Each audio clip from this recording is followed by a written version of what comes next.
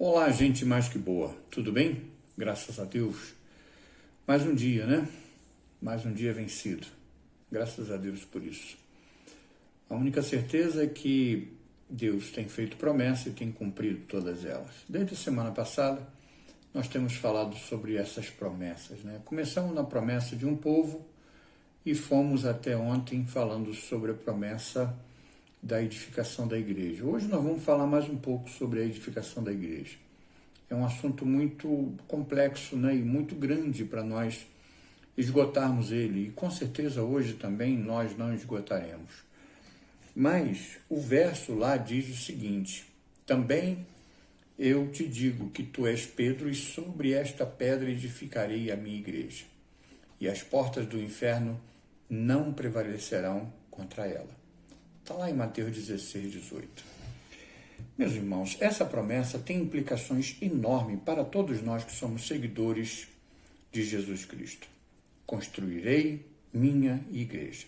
Cada uma dessas palavras, desta breve declaração, revela para nós uma verdade essencial da nossa vida, como agora alcançados pela graça, como salvos, e também daquilo que nós entendemos como o serviço cristão, né? Primeira verdade que essa promessa nos revela é quem construirá a sua igreja. Veja, o verso diz: eu, Jesus, edificarei a minha igreja. Jesus é o construtor da igreja, não é homem nenhum. Jesus quer que nós sejamos usados por ele nesse processo, mas ele é o construtor.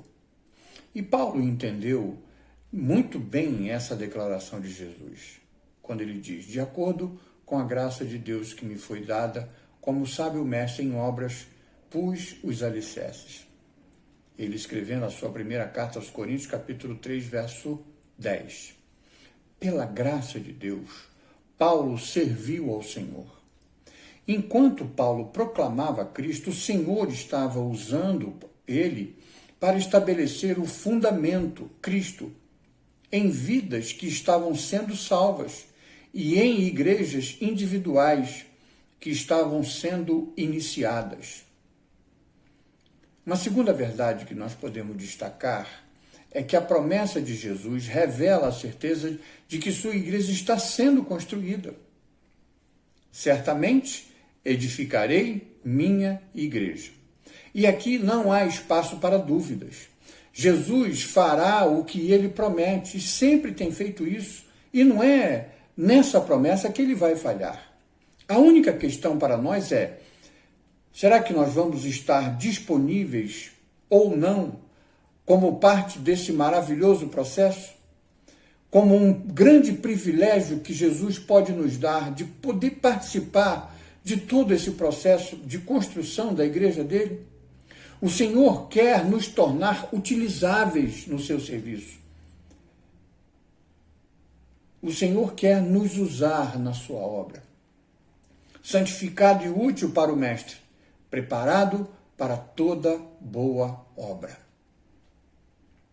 Em terceiro lugar, uma terceira verdade é que essa promessa indica a maneira pela qual o Senhor deseja trabalhar. Construirei minha igreja.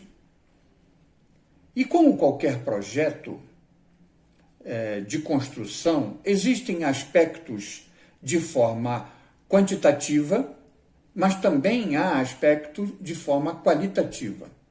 O Senhor salva almas, adicionando-as à sua igreja em um aumento quantitativo. Veja, e o Senhor acrescentava diariamente à igreja os que estavam sendo salvos. Está lá em Atos 2,47. O Senhor também enriquece aqueles que ele salva, trazendo à sua igreja um desenvolvimento qualitativo. Veja, e com grande poder os apóstolos deram testemunho da ressurreição do Senhor Jesus. E grande graça estava sobre todos eles. Está lá em Atos 4:33. Mas existe mais verdades. Uma quarta verdade é que a sua promessa resolve a questão da propriedade da igreja. Construirei a minha igreja. A igreja é de Jesus. A igreja não pertence a nenhum pastor, não pertence a nenhum grupo diaconal, ou, em algumas denominações, de um clero, de uma denominação. Não é isso. A igreja é do Senhor Jesus. Ele pagou o preço para nos redimir. A igreja de Deus que ele comprou com o seu próprio sangue. Veja lá em Atos 20, verso 28. Mas existe uma quinta verdade. E essa quinta verdade fala sobre a promessa que é clara, que vai nos mostrar exatamente o que Jesus vai construir. Eu construirei minha igreja. E aqui a minha igreja está relacionada ao povo de Deus. A igreja não é um edifício. Esta palavra igreja fala literalmente de um povo chamado para fora. Mas você é seu próprio povo especial para proclamar os louvores daquele que o chamou das trevas para a sua maravilhosa luz, que antes não era um povo, mas agora são o povo de Deus. Está lá em 1 Pedro 2, verso 9 e 10. Mas aqui eu tenho que te chamar a atenção. Eu tenho que destacar uma coisa aqui. Apesar da igreja não ser um edifício, e algumas pessoas dizerem que igreja somos nós individualmente, e eu concordo com isso, mas eu não posso concordar com o fato de eu ter que ser igreja sozinho. Eu não consigo ser igreja sem nós estarmos em comunhão com os nossos irmãos, sem nós estarmos em comunhão com o corpo de Cristo, onde eu posso desenvolver os dons dados pelo Espírito Santo para que a igreja, que é o corpo de Cristo, seja edificado.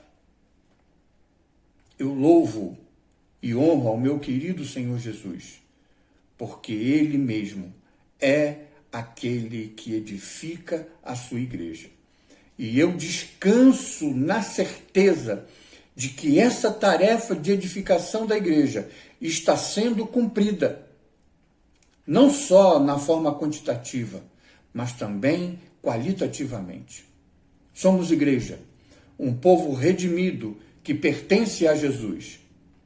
Que a cada dia nós possamos ser capacitados para sermos parte dessa edificação. Pense nisso e que Deus te abençoe.